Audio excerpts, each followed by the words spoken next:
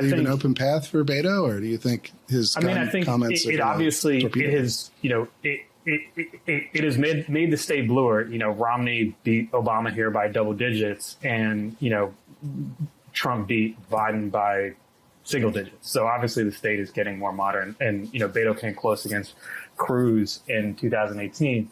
But anytime you have, anytime it's a midterm election, the president's party usually suffers. So even though Abbott is unpopular because of the way he's handled the pandemic, that doesn't mean necessarily that they want someone significantly to his left. Beto is not the usual model of the red state Democratic governor. The reason why Democrats like him is that he provokes a lot of enthusiasm in the state. He spent a lot of time doing something that Texas Democrats have not been good at over the past few years, which is he's run around the state trying to register voters and build a party infrastructure. I think that, so far the polling for him is not tremendously positive.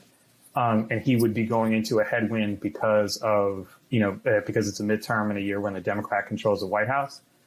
As far as the gun issue, when I talk to Texas Democratic consultants, they've been pretty clear to me that he's going to have to walk back from the things he said when he was running for president. Do you think that's even possible at this point, given how forceful he was about it and how much attention he got for it?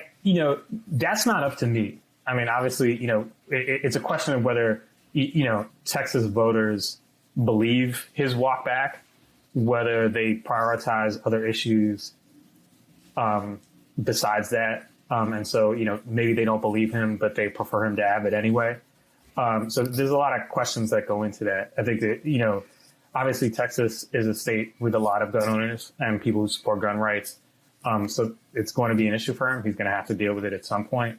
If you, even in south of I-10, which is like a pretty democratic area, you have a lot of rural Latino voters who own guns, who work in ranching, things like that.